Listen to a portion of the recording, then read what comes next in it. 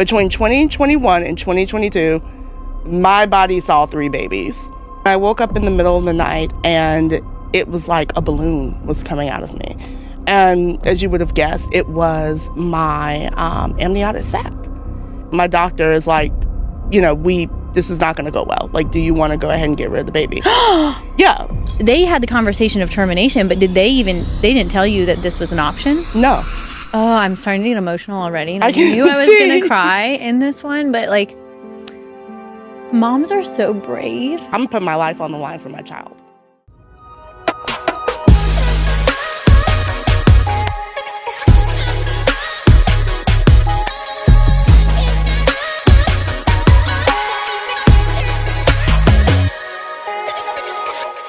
Welcome back, my OnlyMoms people. I've got LaToya Evans on the podcast today. Hey, LaToya. Hey, how are you? This conversation has been like a long time coming. Yes, it's taken us like a year.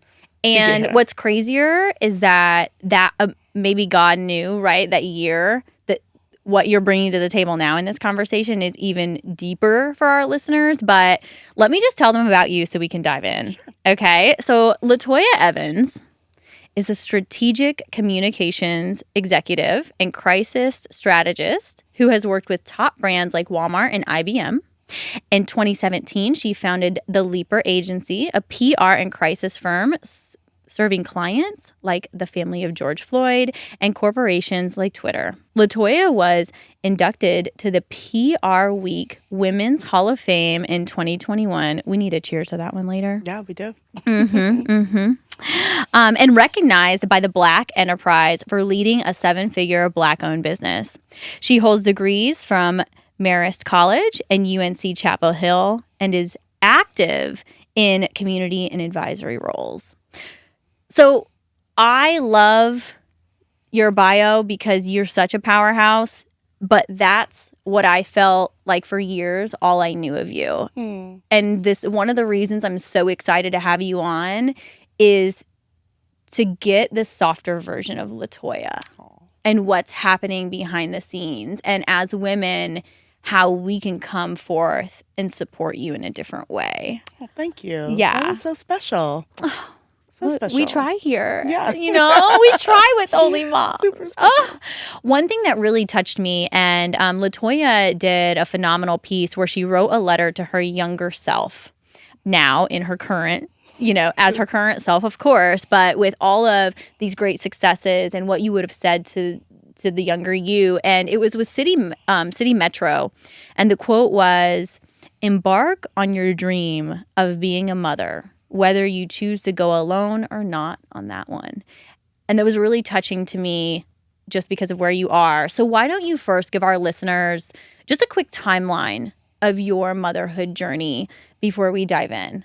So I got pregnant for the very first time in 2013. And that was with my son. I think I was like 26. So it was unexpected, just, had never been pregnant before. And really, I was also in a new job and had just relocated out of New York to Arkansas. So challenging time. So basically, I have this pregnancy. I end up just having a difficult time with the baby. Like my first pregnancy is like I ended up with a subchorionic hemorrhage. Wow. Which is basically, like a tear in the placenta. So the whole first trimester I bleed, like we're on pins and needles, like are we going to, actually have this baby? Like is the baby coming? But I was like super excited about everything. And so finally it heals. So like we're smooth sailing. They usually heal in the first trimester. Okay, good to know. At 12 weeks, they usually, if you find yourself bleeding throughout a pregnancy, it'll usually stop unless you're going to lose the pregnancy. So basically, I got pretty far into the pregnancy, got to about 20 weeks, and I woke up in the middle of the night, and it was like a balloon was coming out of me.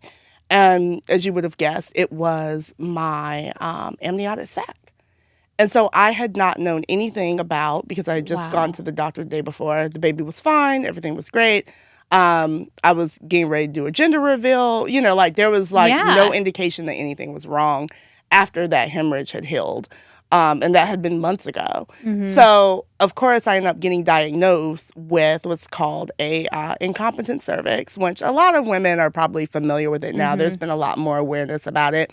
But basically, it means that, your cervix starts to dilate, really before it's time. Like your body just kicks into labor.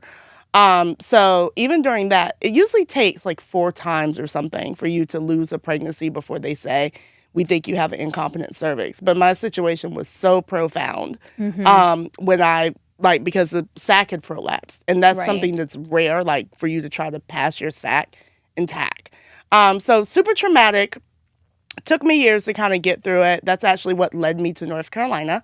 I had taken a year off to basically come home and like just get myself together and figure out what else I wanted to do with my career because, I'd taken this big job and, then I got pregnant unexpectedly and, it just really was a reset for me. Yeah. So got back to North Carolina, didn't think about pregnancies or anything. It was good to know, okay, hey, you have an incompetent cervix. Next time you're going to have a cerclage.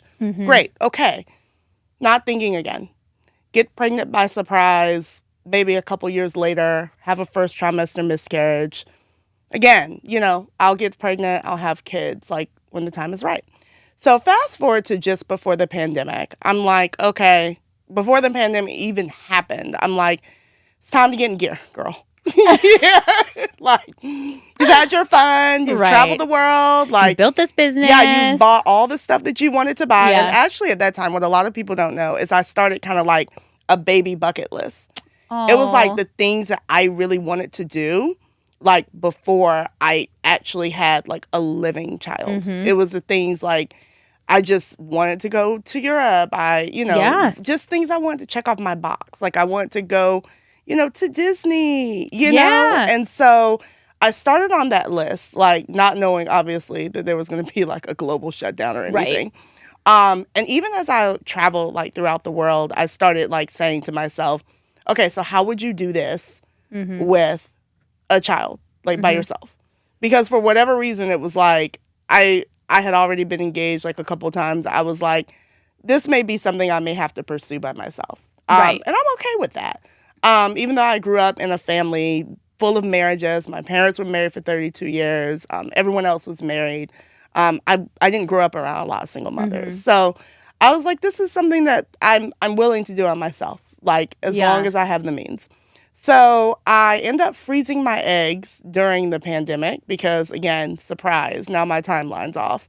Then ended up getting into a relationship and trying to have a baby, which pretty much worked out, in this like macro sense. So trying to actively like try for a baby naturally. So I ended up having 3 pregnancies, which ended up being the last being my daughter, baby Charlotte, which was my 5th pregnancy. And similarly, again, we knew about the incompetent cervix, the other 2 miscarriages during that time frame, because I was pregnant like 3 times in a year. And we'll talk about that on the postpartum and like the weight and like literally between 2021 and 2022, my body saw 3 babies. Like I tell you, I was pregnant with you. I was pregnant with so many of the other girls in our friend circle just during that time period. Like just baby after baby. I can't even imagine where your hormones and your mental like state was just because 1 baby postpartum breastfeeding work was like okay. So finally the 3rd, I was like confident, I was feeling good.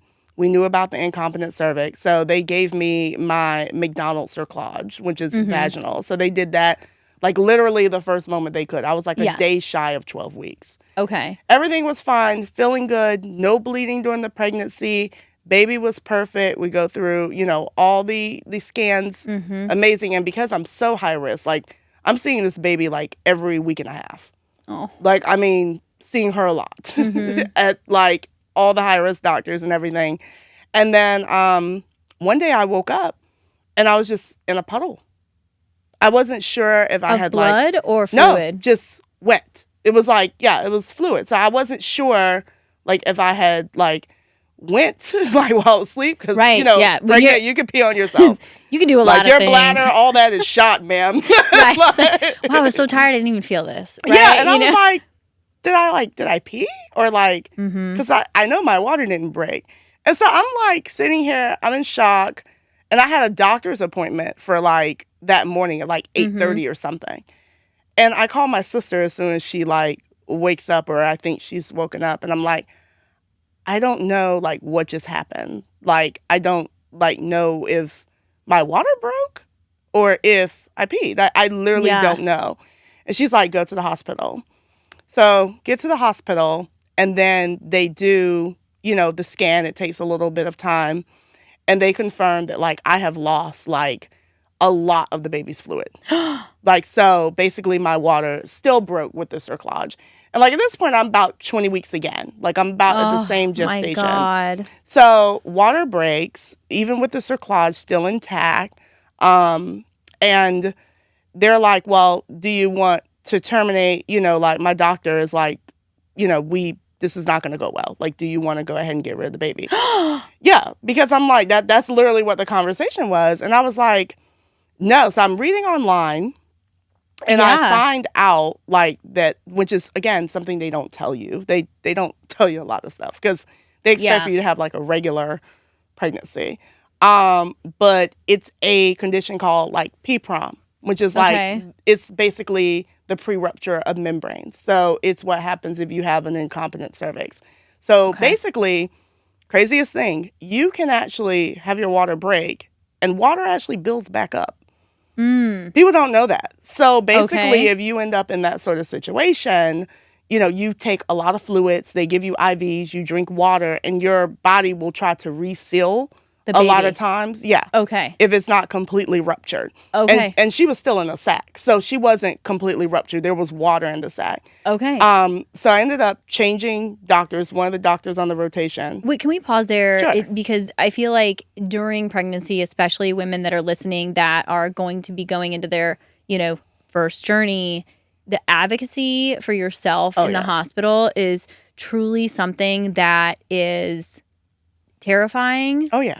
And stressful, and you don't want to ever consider, like, the worst situation, but listening to other birthing stories and understanding what could be and being able to advocate for yourself and ask more questions. Yeah. Did they had the conversation of termination, but they didn't tell you that this was an option? No. So I ended up reading about it. Like, it was kind of a fluke about, like, what happened, because the baby was still alive. Yeah. And so I was like, there's got to be something. Yeah, and then I found groups, like thousands of women, talking about this condition called PPROM. Okay. And many of them had broken their water much earlier than me at, like, 16, 17 weeks. And they were able to sit there, because that's basically what you have to do. Yeah, sit. You have to sit. And, like, in the hospital or at home, let them get you to the point where they give you the steroids, and babies are born perfectly fine. Okay. Some people actually make it to term. Wow. With the condition, without their water. I mean, there's a risk to it. Of course. But more often than not, the baby is actually fine. And as a mother, you're going to try. Yeah, you're going to try. And so one of the doctors on the rotation, because I had been in the same OBGYN for years. Like, at this point, they've, 10 years since I lived in Charlotte, they had been my doctors. And I told her I didn't want to do that. I wanted to try, because I had read about PPROM and, that women work. And she said, I had someone with PPROM. They made it. And so, so I ended up changing to 2 women doctors in the practice. One who is the most amazing. Like, I credit her, of course, alongside God, with, like, saving my life. Yeah. Because she was like, if this is what you want to do. And it was a discussion with my family, my partner at the time, like, okay, this is what I want to do. And, of course, no one was aligned with me, because they tell you the risk. And the number one risk is death. And so they're like, death of you, death of the baby, you could both die. But if this is what you want to do, do you want to try it? And I said, yeah. I've made it this far. Like, like, every time is like, when I was in one of my corporate jobs, they used to call it the Sisyphus Award. And it's like, literally Sisyphus. Like, when you're trying to pull this rock up this, like hill, Yeah. and you just cannot get it up there. Mm-hmm. And it's like after 5 pregnancies, like I'm this far. Like Yeah. I don't want to turn back around because I got to start over, and maybe I have like another 1 or 2 first trimester miscarriages, but like I'm going to give this a shot. Like Yeah. I'm going to put my life on the line for my child. And that's what I did. Oh, I'm starting to get emotional already. And I I can knew I was see. going to cry in this one, but like, moms are so brave, Mm-hmm. you know, and we do things hard every single day. Yeah. But it's like motherhood is a thing that will like break you And give But you the biggest guts. but also like you with no hesitation. Like, let's go. Yeah. Right? Okay, so what happened? I tried. And I made it through a whole weekend. Okay. Like I made it so good, no signs of infection, because that's the number 1 rule of carrying without water. The whole job of the amniotic sac is to protect you from infection. It protects the baby.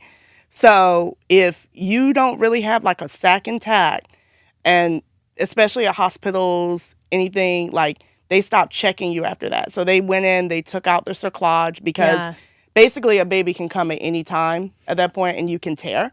Yeah. So they went to go get the cerclage. I felt like I just spent thousands of dollars to put in, but I was like, like, they took it out. And so I, infection free, on the like intravenous, like antibiotics, I'm fine. The baby, heartbeat, normal, stable, boom. Everything's okay. Okay. So okay. They're like, you can go home. Wow.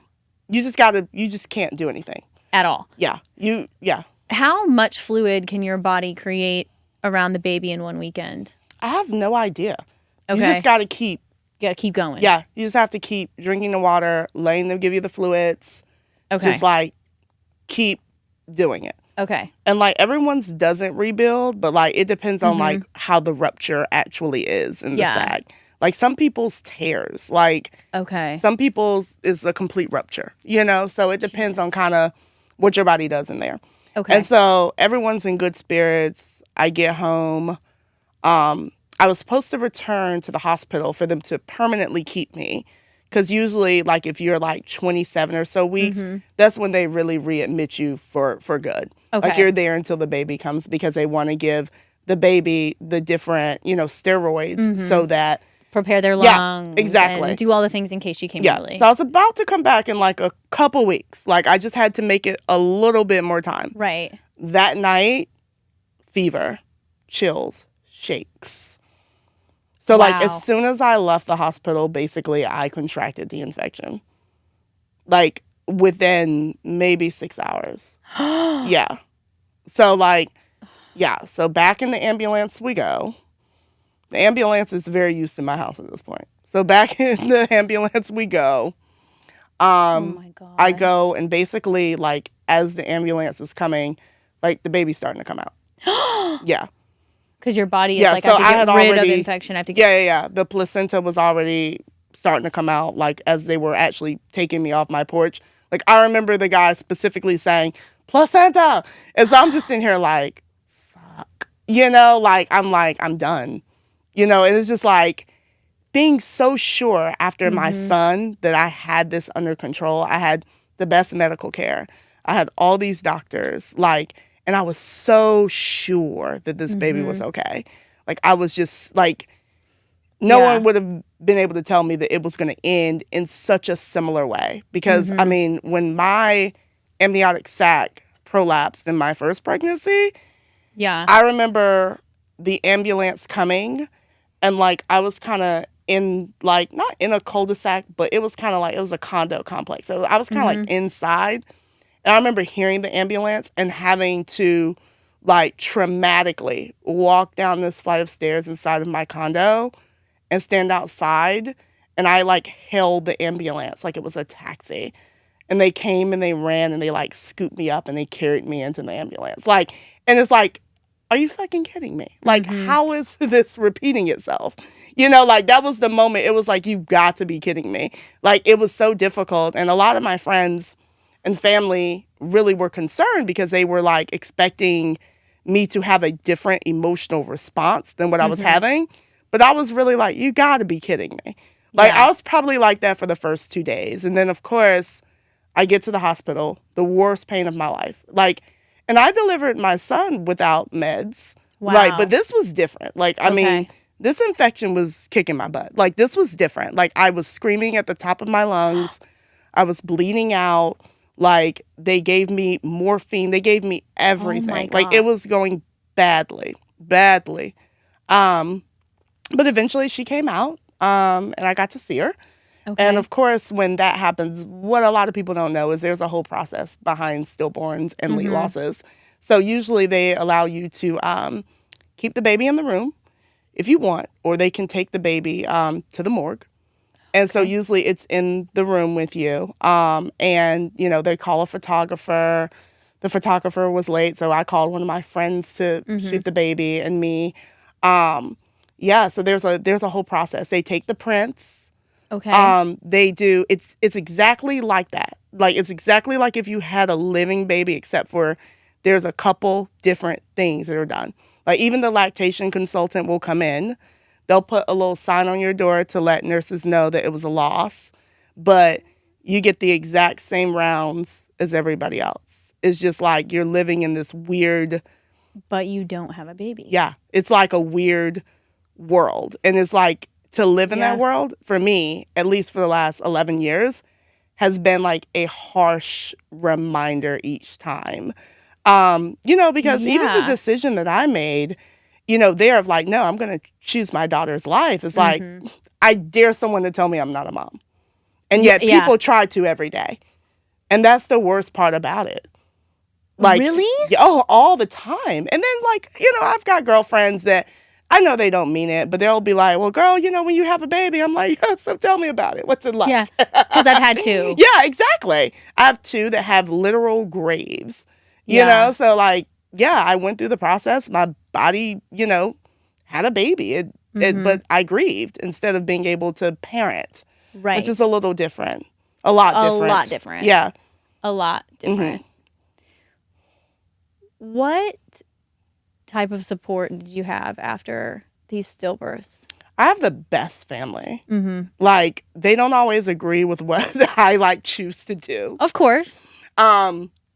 Definitely don't. Like, of course, like I said, right there in the delivery room, everyone's like, okay, it's fine. We're just going to do this again. You know, like, I'm like, no, I'm not turning back around. Like, I refuse to go back to, like, step zero. Yeah. Like, I'm not doing this again. And so, amazing supportive family, always there. We're very close-knit. I have had the same therapist for 7 years, which is actually kind of helpful. Yeah, that is very helpful. Because she knows so much historical context. And, like, it's even more interesting now because now my sister goes to the same therapist. Oh, wow. And so it's like a elevated healing for us because we are 8 years apart. So we have interpreted, like, different things in our lives and our childhoods completely different. Oh, yeah. So that's been helpful. You know, of course, God, but I am, as a Christian, like, as a religious person, I have had rounds with God. That was one of my questions to you is, like, at what moments were you seriously questioning your faith? Oh, definitely the first time, but it was different because I was young and I understood it and I got to see, like, just like in that letter to my younger self, I got to see more of God's plan. You know, like I had like literally about 10 years to see God's plan in action and kind of what the other side of that would have been. Right. There's no way that I would have been able to build Leaper and do the things I've been able to do if my son had survived.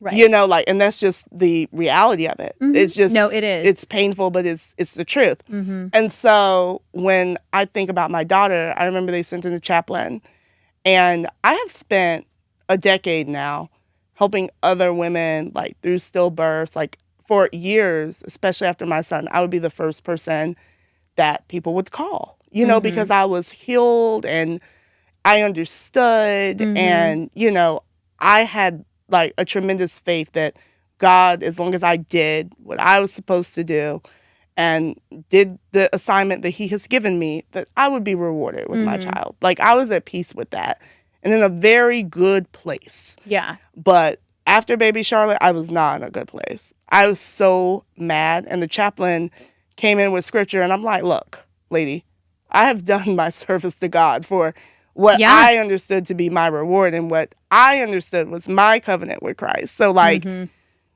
there's no scripture you can give me. I know all the scriptures. I've given them to other people in my position. Like, this is just something that's I'm gonna have to live through and pray through, and you know, I have, but very angry, very mad with God.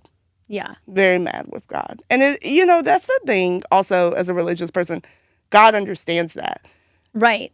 That's something that's so big, I feel like, to notice for anyone. And everyone has a different relationship with God, and regardless of your religion or with your higher power, that they do understand. Yeah, they do. It's an understanding, but it's always a plan. Like, I don't fully understand everything, but even a year and a half out, almost 2 years now, time went so quickly, because this was in October 2022.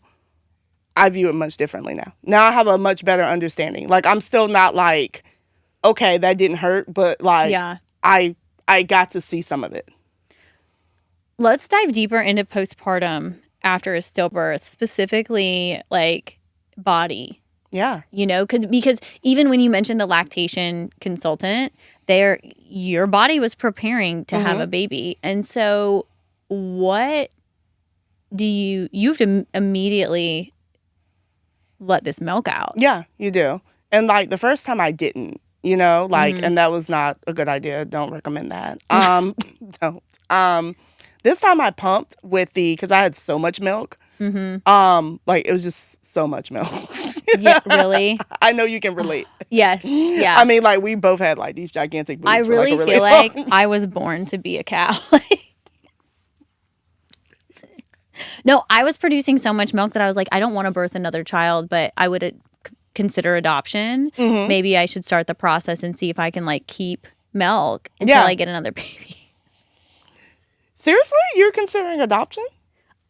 Yeah. If I have another baby, it will be through adoption. And that's how it kind of is, because the body thing, like we have talked about, like, the body thing is tough. So, yes, I pumped this time with the goal of donating. But because my body had this infection that it had, like, had for 3 weeks, I didn't end up donating as much as I would have. I ended up taking most of it home. I even still have some of it. Yeah.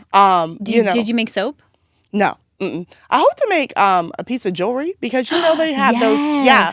So I have, like, the milk still there. I just haven't, like, gotten to that part, like, of my healing journey where I'm able to, like, take it out of the fridge. Like, I would rather see it in my fridge as milk.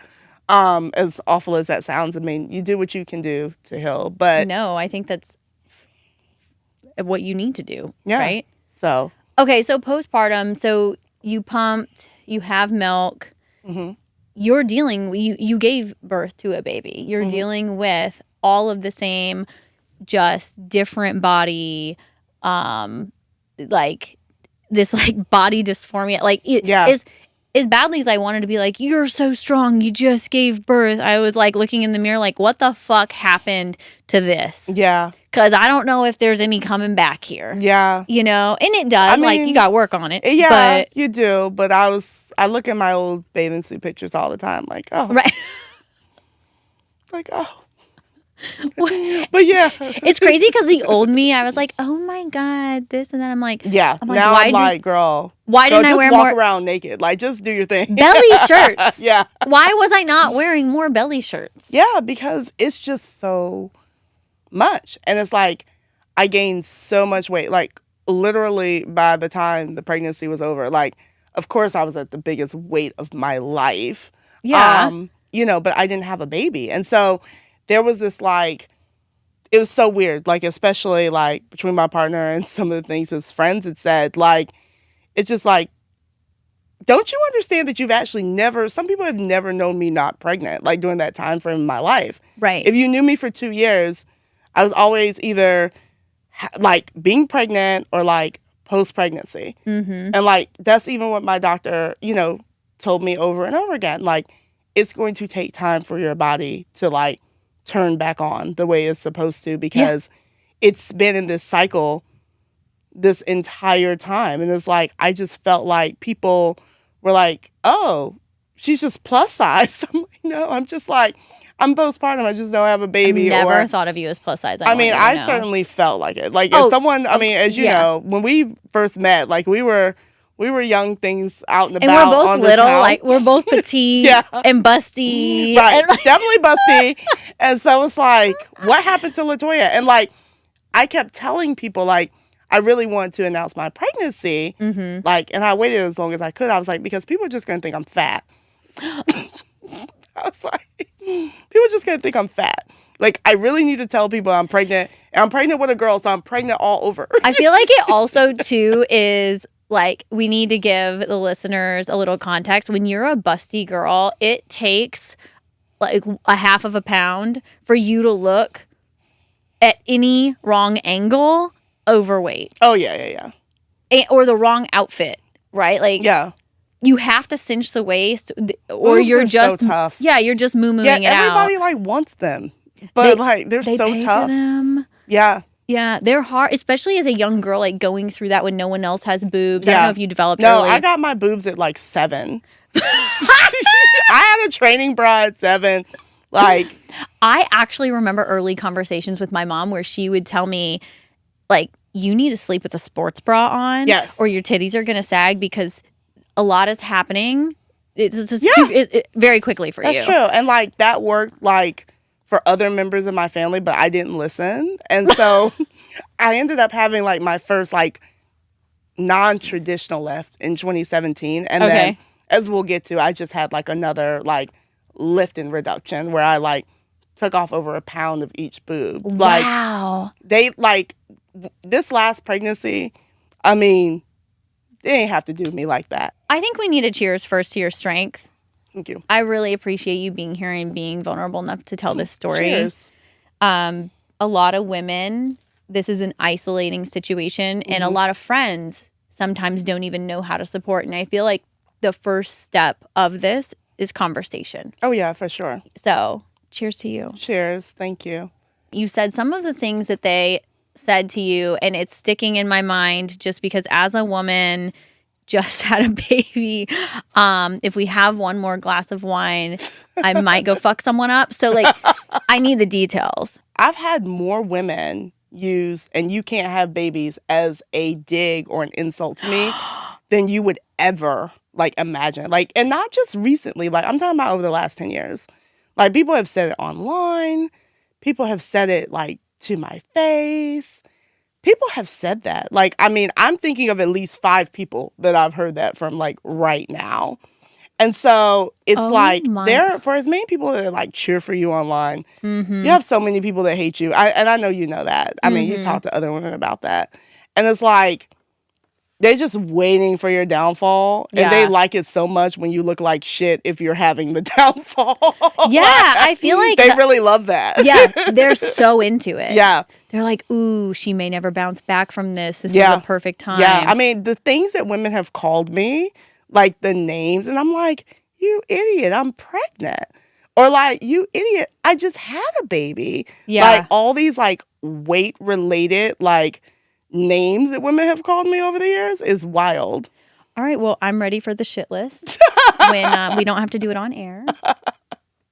I've got some pent up anger. I can tell. I can use it towards someone. Yeah, but that's why I'm like, again, it's taken some time, still a work in progress, but like, it's like, no, like, I was never a big girl. So like, why are we like having this conversation about postpartum me or anything like that? Or like, me at all. Like, the fact is that as a petite woman, if I gain 5 pounds and someone that's 5'8" gains 5 pounds, you can't see it. People will ask me if I'm expecting. I'm like, I just had a cheeseburger for lunch. You can go fuck yourself. Yeah, and it's so interesting because, like I said, like, the boobs and everyone, I think I've been fairly open that, like, I am no stranger to cosmetic surgery. I think women should go get cosmetic surgery if they want it. Yeah. If you don't want it, don't get it. Like, same thing as gay marriage. If you want a gay marriage, go get it. If you don't get it. Right. And then it's none of your business. Right. But, like, I went and asked my plastic surgeon, like, now that I've got, like, reduced boobs, you know, it's like a boob to stomach ratio question. And I was like, you know, so, like, do I need to get stomach lipo again? And he's like touching me. He's like, yeah, those are like, basically, girl, that's your uterus and some other. I'm not going to remove that for like, you. He had me like doing sit-ups on the table. And I'm like, he's like, well, there's not really a large muscle like distension, but. You're like, so do you want to remove some ribs? Yeah, he's like, it's not really like, there's like some fat there, but like, that's like mostly like your organs. Right. This is, there's no much, we can't go any further. But I don't really need them. I mean, what do I really need? Like, stomach. For getting real. Intestines. Like. Welcome to season 2 of OnlyMoms. And you know I can't kick things off without a little treat from my favorites. So, if you're new around here, let me fill you in. 4 years ago, with my amazing business partner, Kristen Taylor, I co-founded Mom Juice. We're all about keeping the bullshit out of wine, literally. We're gluten-free and vegetarian. We also practice ingredient transparency by putting all of our ingredients on the back of the bottle. I know you might be giggling, but not all wine is vegetarian, okay? So you might just be drinking fish bladder, but that's none of my business. Here's the fun part. As your OnlyMom sponsor, I'm here to hook you up with 20% off your next order.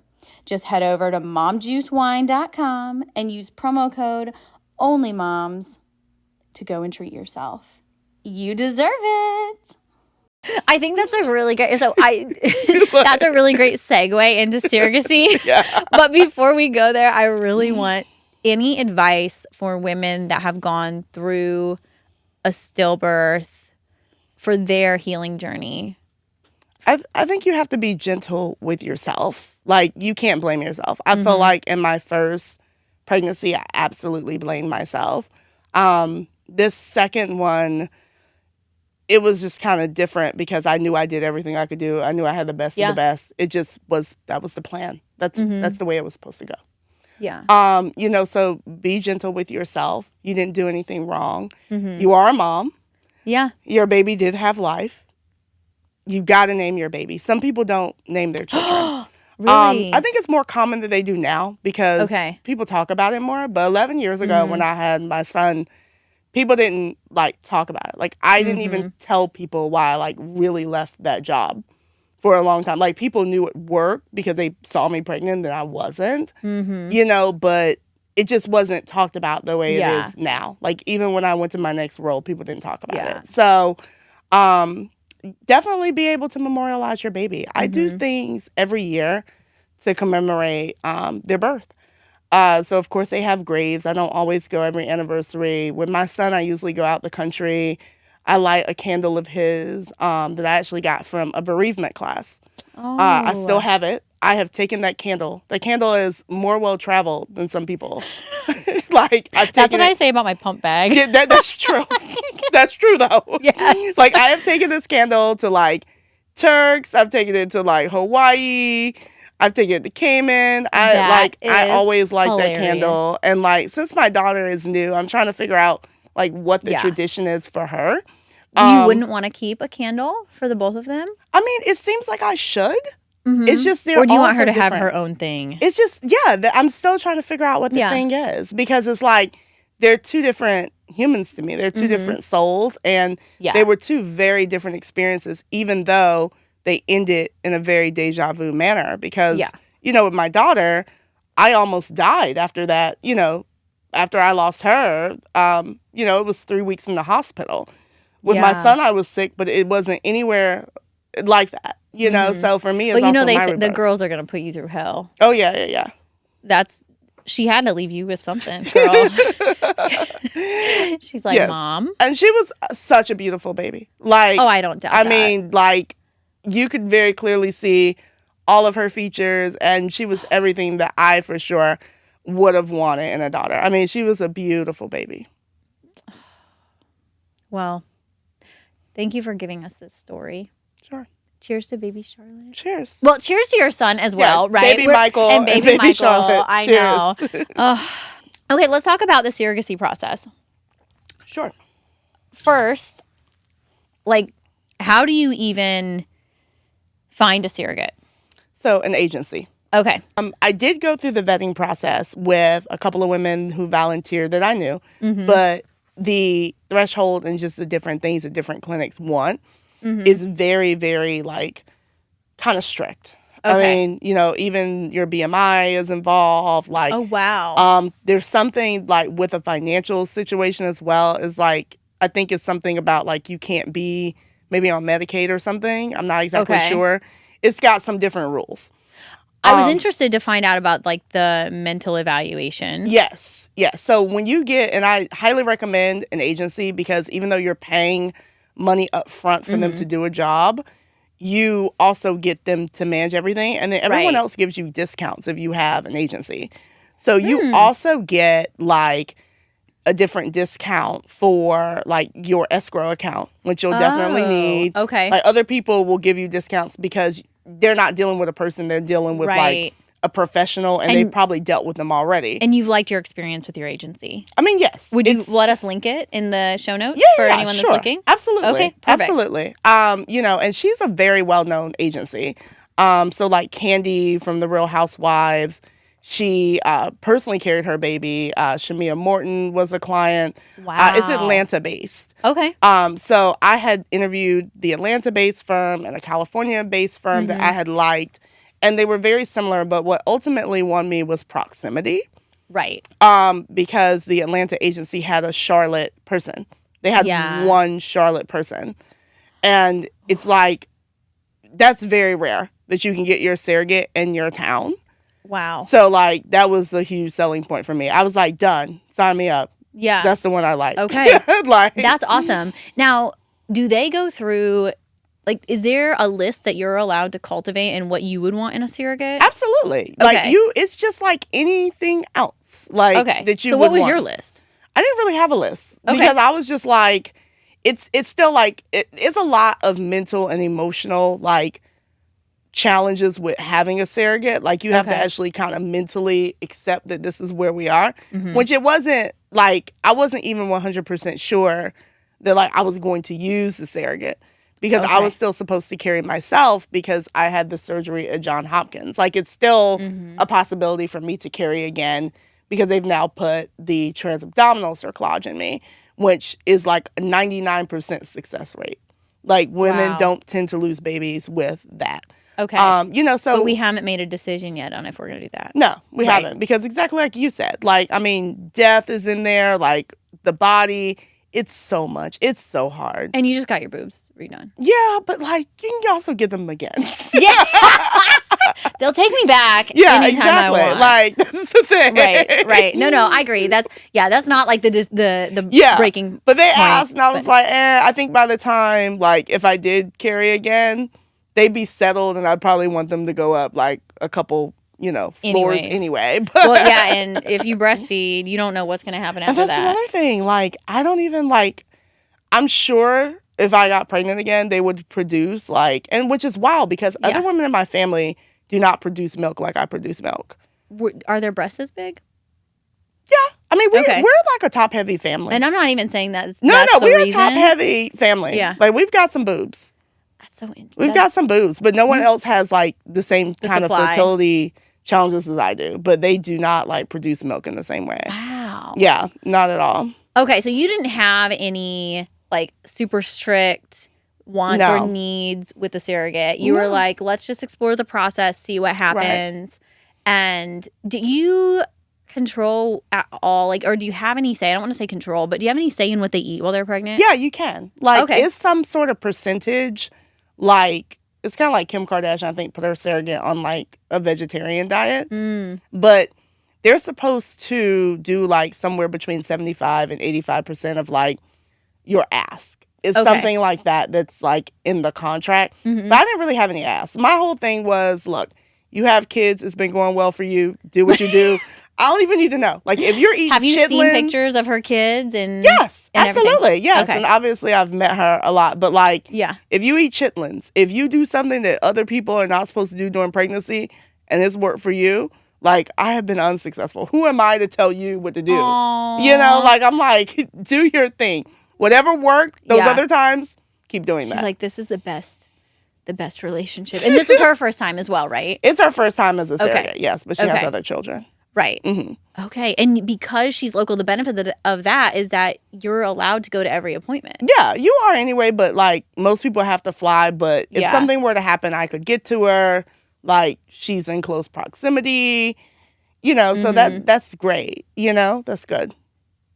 So we talked about the process. There is there's some legality that goes into surrogacy that I didn't even realize until we started having conversations. What are the things that like people should have lined up legally to protect themselves or make sure that all their ducks are in a row? The first thing they're going to ask you for, honestly, is your will and your estate plan. Okay. Like, you should definitely do that anyway. But like, that was one of the things that happened to me when I was in the hospital dying.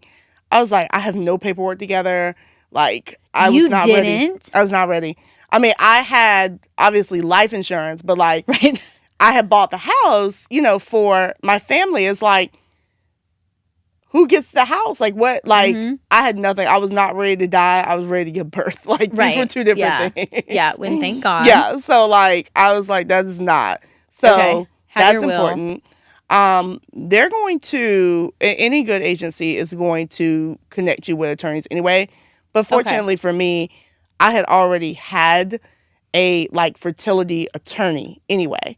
Just because of other things that were going on like with my pregnancy journey. So I already had like an attorney in general that I had like not necessarily retained, but I had one in mind. Right. And so she ended up doing the surrogate agreement for me. And then as the intended parent, you also have to go and actually like pay for their attorneys. If you end up, you know, like not being on good terms with your partner and they need to be represented, you probably need to pay for their attorney as well. Wow. Yes. So you pay for everyone's attorneys. Like, you pay for, basically, if you are going surrogacy, just, you have the tab. Like, just understand that. Like, nothing is free and everything, you're paying for everything. You're paying for everybody's everything. Does your insurance allow your surrogate to come onto your insurance plan, or are you paying all those medical bills out of pocket? You pay for an insurance policy for a surrogate, which is also totally different. Totally different. So you're actually supposed to pay those up front. So you're supposed to pay the premium for the year like up front. Wow. You're even supposed to pay the deductible up front, unless you can enroll them in an eligible healthcare plan. Yeah. Which I highly suggest. If you're even thinking about getting a surrogate and you know their name, during open enrollment, sign them up. Like, even in case it doesn't work, you can always cancel the policy. But like, if you happen to be talking about surrogacy and you get to August, September, and you think you've got a person and y'all are already in the process, the best advice I can give you that will save you $30,000 is to please enroll that woman in a healthcare plan through ACA. Y'all hear that? That's a $30,000 savings. It is. You're dropping all the mom gems out here. Okay. It will save you, like, because to a lot of people, that's a surprise bill. Wow. Because you expect when someone says, okay, you cover insurance. Yeah. And you also cover their life insurance, too. So you're like, oh, okay, cool. You know, because you're thinking in your head, oh, like mine. It's not like yours. No. Yeah. I got pregnant and y'all were okay with it. Yeah, it's not like yours. It's not what you got going on. It's very special because there are provisions in those plans. Like, if she ended up with a hysterectomy or it's different. What are some of the things with not being married, even if you're on good terms with your partner, that you suggest, like, looking into or considering for those types of contracts? Definitely own your embryos. Okay. Like, and before, like, I mean, like, either get it from the fertility clinic that, like, they're your embryos legally, or, like, before they even go in the back and put it in the cup and it meets your egg, get it as a sperm donor. Meets your egg. Like, Do it, like, for sure. Like, do it that way. I've spoken to so many women who have gone through divorce. Like, one of, like, a girlfriend from, like, back in the day, like, before there were all these, like, legalities involved where law was still being developed, had somehow been able to own her embryos. And a lot of times you're not allowed to do that. You co-own, if you make embryos with someone else, right, those are your babies in the freezer. Y'all have children together. Yeah. And unless they want to sign them over, you know, that's on them. And I think that's good to know for women that maybe didn't go with a sperm donor that they don't know, but they found someone that is like a friend or that they had sourced on their own. Yes. And you just don't know after do that a lot. Yeah, after the baby is here, you don't.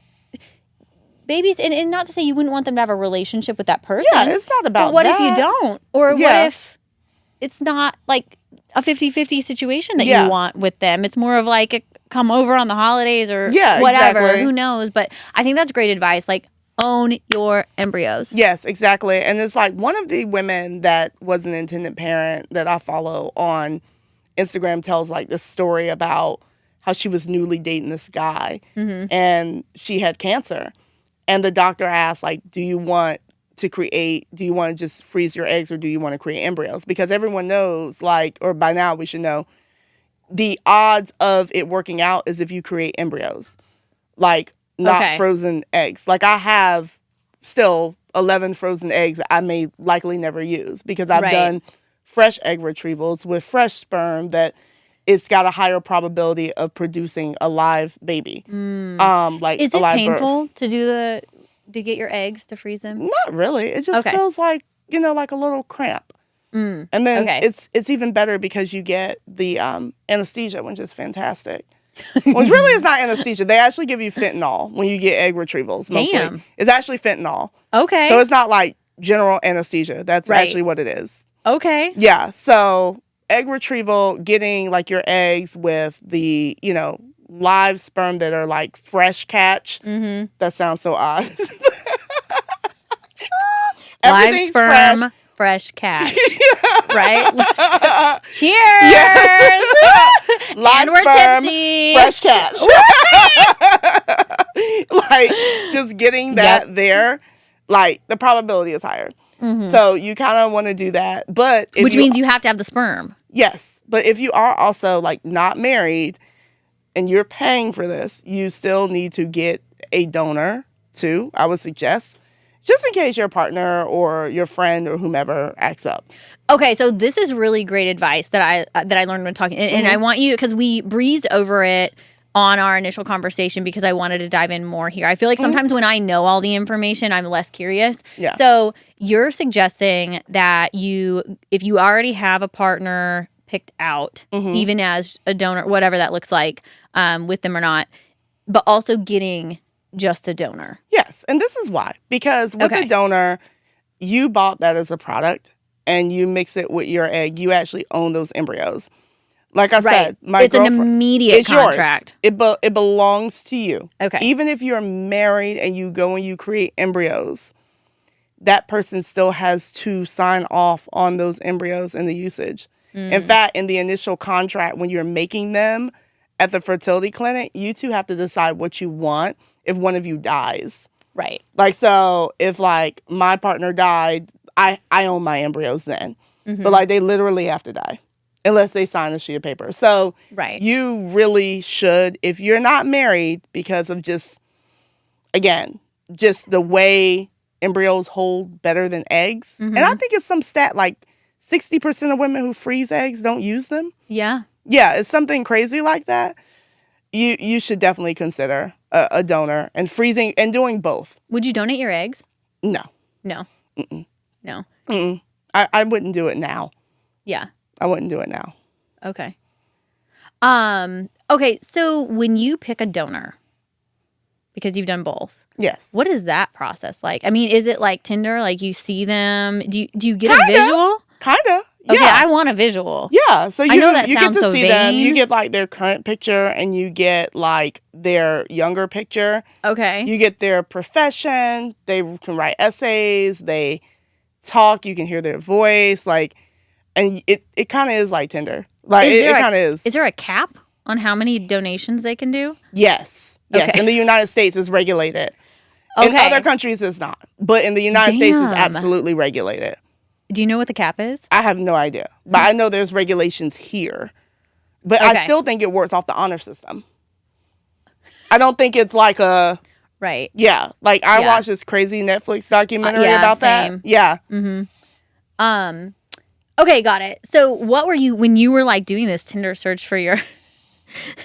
It's just for your donor. I didn't intend to use the donor at all. So it was just kind of like, it was almost like pie in the sky because I had always intended to use my partners. So it was just kind of like, I chose, it's so funny. Like, I chose ideally probably what I would have dated. Okay. Like, it's literally like that. Like, I chose like exactly, like if you were to see what I chose, it's like, oh, that's LaToya's type. Okay. It's exactly. The only thing that I didn't care for was that he was a little bit shorter, but I was going for girls anyway. So well, and that's the thing too, is that our daughter is so petite, and I always say, I'm like, man. Yeah, she's going to be little. Yeah. Well, I was like, we're lucky that we had a girl. Yeah. Because if we had a boy, we need to be a lot richer. He needs to be like straight trust fund baby. He's going to be tiny. He would have been tiny. And that, trust fund in the gym. Yeah, right. Yeah. Trust fund, strong, right? You know, so okay, that's nice. But it was like I literally did not intend to use them, so it was just kind of like it was an insurance policy, just like the 11 frozen eggs are also an insurance policy because you don't know, like if they thaw, like what they're gonna do, if they're gonna like like take a sperm and become an embryo. Yeah, you just never know. So for me, it's all about you're spending all this money, so you need to make sure that you protect your interest. Yeah. Okay, I love that advice. I love it. And I know that everything is super early with what you guys have done so far with your surrogate. When do you find out the sex of the baby? Are you going to? Oh, I chose. Like, I only wanted girls. So. Yeah, I love being a girl mom. Yeah. I mean, okay. But see, like, even last time, I was planning this whole lavish, like, gender reveal for baby Charlotte, knowing she was a girl, because that's how it was about. Like, it was like a Halloween, like mystery themed gender reveal. That is so cute. And it was like, I was like, yeah, I want a pink helicopter. So like everyone knows I'm having a girl, but like there's no bets on if I'm still gonna have a gender reveal. Right. I might. I'm less excited with the surrogacy situation because it's different. It's like you don't like when you're pregnant, you can't really forget. Like sometimes you forget, like especially when it comes to wine. Yeah. Because you can't drink. Yeah, exactly. Right. It's like, well, I would like to know you can't have that. And so it's like it's different when you're pregnant because it's like in a constant state of like being, whereas this is kind of like something that's imminent, that's happening. It's a little different. But you know, Khloe Kardashian actually talked about that. For and I don't keep up with the Kardashians as often as, you know, that is my trash TV selection. Late at night when like my husband's out of town, because he gives me shit. He's like, really, them? That's who you want to watch? Yeah, but I mean, they are interesting. They are. And I used to watch this show like years ago. Yeah. But yes, I've heard what Khloe has said, but like I've also spoken to a lot of like intended parents and people who've had like kids through surrogates. And I have noticed this. There's a difference between women who have like carried babies for long periods of time or have had other children versus ones who have never like had children or have had like first trimester miscarriages. There's definitely a different experience. Yeah. I can see that. You know, because and you've felt that connection before, but you're finally getting the thing that had been missing in the end. Yeah. And I feel like you have so much love and life to give that it's just going to be this like overabundance of joy, regardless of what your experience right now is. Once this baby gets here, do you have a name picked out? I'm still trying to play with it. Okay. Like I'm not quite done. Okay. You know, like, and that's weird because I always wanted a daughter named Charlotte because, in my opinion, in my life experience, Charlotte was the city that saved me. Wow. You know, like after my son and I got to come here and like it healed me in so many different ways. You want to know what? Charlotte actually did a similar thing for me, and it's why I came back here. Yeah. I had was freshly divorced. I actually think I moved here before my divorce was even final, and it was the first time in my life that I met girls that were girls. Yeah. And we were all smoking fucking hot, and Live After 5 was kicking. Yeah. And so, I mean, it was like time to That's go. when I met you. Those were the days, Let's man. run havoc on the city. Oh my God. Those were the days, man. Yeah.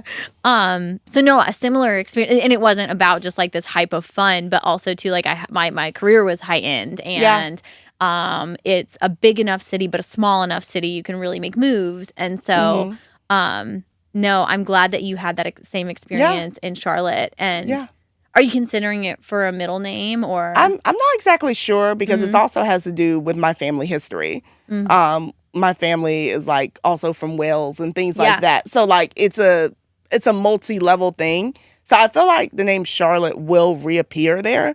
I just don't exactly know how.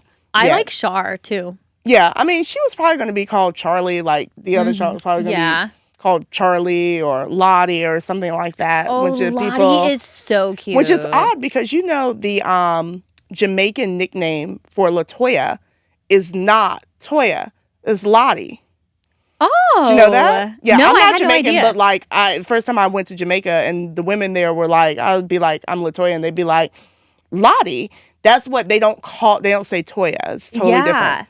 Yeah. Lottie is really cute. And I will tell you that it is not, I don't know if you're looking for a popular name. I wanted something unique but not weird and not overly popular. And so when I've been doing these preschool tours, Lottie is not any of the names that I'm seeing on the wall. Yeah. I mean, I think and then we'll both have L girls. And I'm an L. So like I know that makes sense. Yes. So Lottie is definitely that's a consideration. But I'm trying to it's always gotta be something meaningful. So I'm trying to figure out how it goes into this new name with a baby that has a different identity. And I think that's another thing that grieving moms deal with. Like I have known women who have had stillborns and then named their next child, like again, some variation of the same name. But like you have to mentally, for like your emotional standpoint, understand that is not that baby. There's no such thing as replacing a baby. Even though like our body wants to kind of do that, our mind wants to do that, it's not real. It's not a real thing. And I think eventually in the healing process, that's not what you want in the end. No. Is to feel like you replaced. But no, that's interesting. Yeah, I like that you're going for something so meaningful because mine was not. Like me, I miss kind of the backstory. Like I know you said it on Instagram, but now I'm like I didn't get to watch the whole reel. So one thing, and I will talk about like name selection while you're grieving. I've had two best friends my whole life, and one of them she passed away from cancer while I was pregnant. So I was really attempting to push her name into my daughter's name, and I was so upset that I wasn't liking any of the variations. Because I wanted her to like carry on my best friend's legacy or like some crazy shit, you know? Yeah. Like, and naturally I'm like, yeah, of course, like something meaningful. But what, so I ended up not doing it. My mom finally told me, she was like, if you don't feel like that's her name, then it doesn't have to be. And guess what? Arian would be okay with that. Yeah. You know? Yeah, like she was your friend. She knows you. She understands you. Right. She knows. Yeah. She knows you tried, bitch. Yeah. Like, and I mean, I had a similar experience because I got pregnant with Charlotte like not long after Chesley passed. Yeah. You know, and I thought about that as well. But it was also, Chesley is a beautiful, unique name. Yes, exactly. You know, so I thought about that too. Like even when I was pregnant, like with baby Charlotte, and I never came up with a middle name. Like I like literally was like for her, I just could not figure it out. Like there were so many things in my head, but that was certainly one of them. Yeah. I attempted middle name as well. But no, so Lyle, my daughter's name is Lyle for all the new listeners. Her name actually came from, I was doodling one time and I had just answered a security question. I think it asked me something about an elementary school because I had broken my arm at Lyle Elementary School when I was in like first grade. And for some reason, that school was in my mind. And on one of my calls, I'm doodling and I wrote Lyle in cursive. And it looked so beautiful. Just like in cursive writing, I was like, that's really pretty and unique. So I added it to the baby name list. And it just, when we came about it, it really stuck. Just as I went through with my pregnancy, I started eliminating things that didn't feel right on that list. And then we actually gave her my husband's middle name. So his middle name is Emerson. And our oldest son, his middle name is Emerson. And I felt like because of the age gap between them, and then we also have twins. So there's 4 total. Yeah. And the twins obviously have some bonding, right? Being twins. And I was like, he really liked the idea of it, and he didn't give me any pushback on the first name. And I was like, he's being like, that's something special to him. And it's also something that connects the giant age gap between our first son and now the baby. And so now I call them the Emersons. So I've got my twinitos and I've got the Emersons, and it gives them like their interesting. Oh my God. Yeah. And Emerson's a name and it ends with us. Oh, did you know that? Really? Have you seen that? Yeah. I haven't seen. I need to go. She names the baby girl Emerson because he had an older brother who died who was named Emerson. Oh wow. Yeah. Yeah. No, and I have seen it with a girl a few times, Emerson. But it was interesting to me when my husband told me that was his middle name. I was like, that sounds so feminine. And it also it's too a good strong name though. Yeah. So Lyle Emerson Mincey, and that's where we landed. That's a beautiful name. Thank you. Yeah. That's really good, and good initials. Yeah, it's because we've talked about this. I think like embroidered initials are very important in life. Like, please don't have me spelling crazy stuff. No, don't do that, and don't make it so weird. Yeah. Apple, I don't want to keep throwing that one out there, but that's a weird one. It's stuck with me for a long time as a weird name. I feel like people from that era, naming kids, were just lost. they were just y'all need a little guidance. It was just tree. Right. 1, 2, 3, camera. Right? Anything. LaToya, this has been a wonderful conversation. And I'm just so grateful that we were able to have you in today. And I know I mentioned it before, but the first step is conversation. I know there are other women that have gone through maybe not as much as you, but stuff. And they are mothers and they deserve these conversations and they deserve the space. So I'm glad that, hopefully we can start a trend where people start acknowledging and supporting and just talking about it. Yeah. Absolutely. I hope so. So one thing I want to circle back on is, and I don't think that when we gave your timeline initially, we mentioned hardcore, you almost died. Yes, there was that. So the thing with contracting the infection is that, it is the cause of the baby's death, but it spread to me. Through my uterus, it got into my bloodstream and I became septic. Jesus. So during that time period, so I became septic. And they weren't sure at the time what was the cause, which bacteria or which thing really caused the infection. So every morning, infectious disease would come into my hospital room at 4 a.m. and draw new blood, white blood cell count. It took them about a week to figure out exactly what it was, because without finding out what it was, they couldn't cure it. And if they couldn't cure it, I was going to end up with a hysterectomy. That's kind of how it works, because they have to be able to. They need to just remove it out. They're they're just going to, because if that's where the infection started is in your uterus and we get it out. We're going to start there. Exactly. So they kept me on antibiotics intravenously and then try to get to the root cause so that I could keep my uterus. We went through every scan we could, and they fought really hard because I didn't feel at the time, because all my pregnancies were natural, and I knew I had 11 eggs that were going to be likely unstable, not necessarily shelf stable. Right. So, yes, you can do an egg retrieval without your uterus if they leave your ovaries. But, when they get in there, there's no guarantee. So, my only hope at, kind of being able to have a kid was I really needed to keep my uterus. Yeah. And I had a girlfriend that lost her uterus, actually, in a very similar process. She got her baby, but she did lose her uterus. So there's all variations of these stories. The amount of information, like medically, that I'm learning in this on options and. Yeah. Whew. Okay, how long were you hospitalized? About 3 weeks. Wait a couple days. I get sent home. Pain starts again. And this is when I go back in the hospital for the long haul. Jesus. And I'm there for the next 2.5 or so weeks. So, like, there were periods where I got to go home, but it was like I never got, like, I would get home and, like, suddenly, like, lose it. And I remember that second time I went home after the baby, my mom, who, again, is a saint, took me to, because I was in pain, as soon as I got out of the hospital, took me to my OBGYN's office.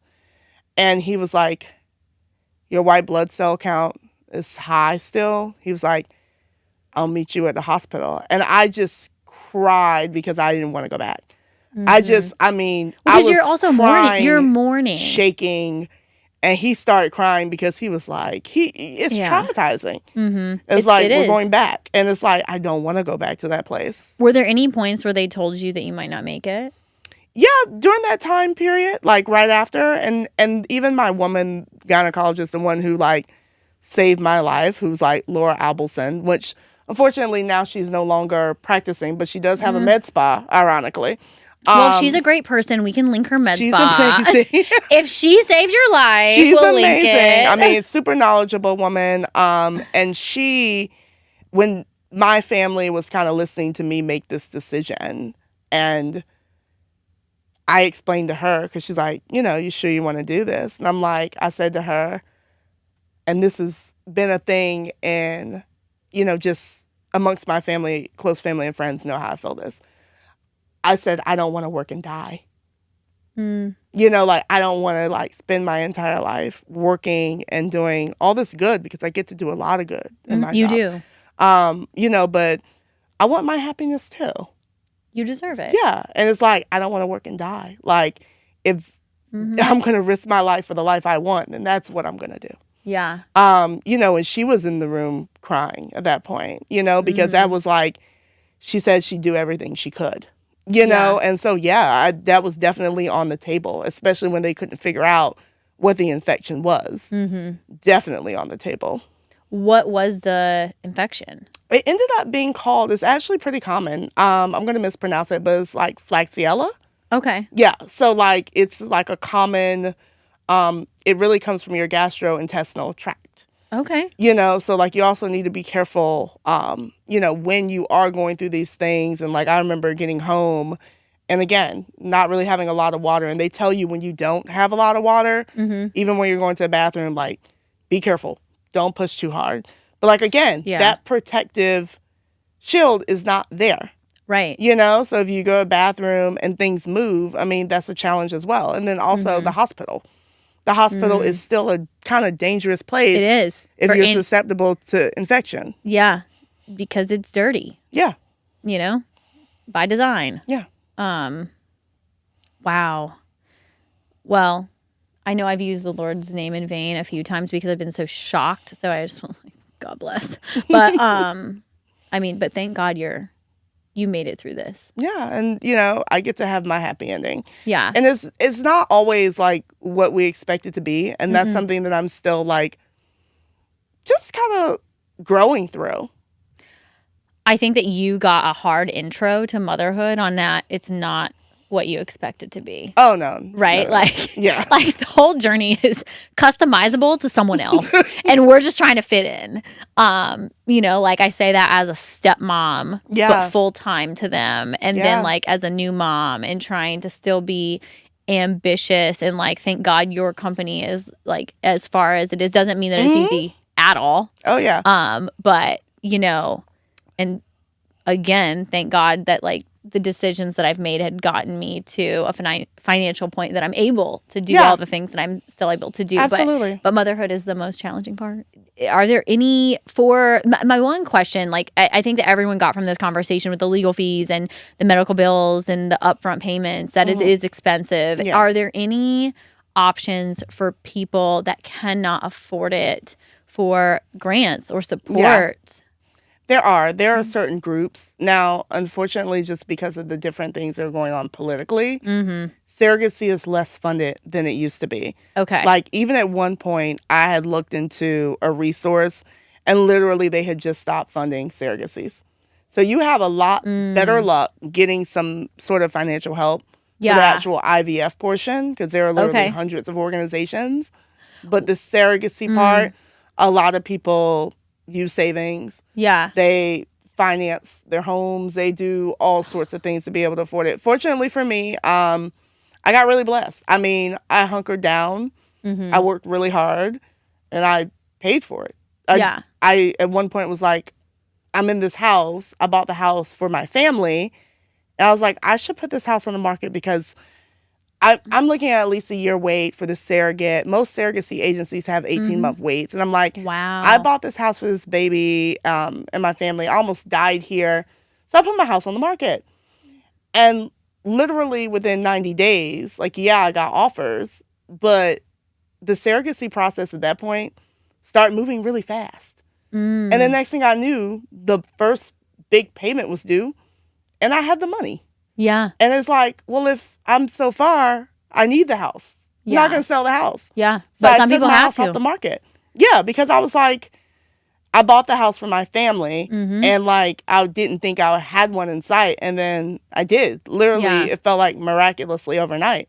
Because I can't imagine having the journey that you've had and now being out of options. Yeah. I mean, and financially, it is tough. Like, even the surgery at Johns Hopkins, that was even a hurdle to even get that surgery. Like, it is a surgery performed by very few doctors in the U.S. Right. Like, so I felt a lot of guilt even getting the transabdominal cerclage, because I knew for a lot of like my followers and things like that who had gone through similar fertility journeys, that may not have been an option for them. And one of the things I actually struggled with was surrogacy.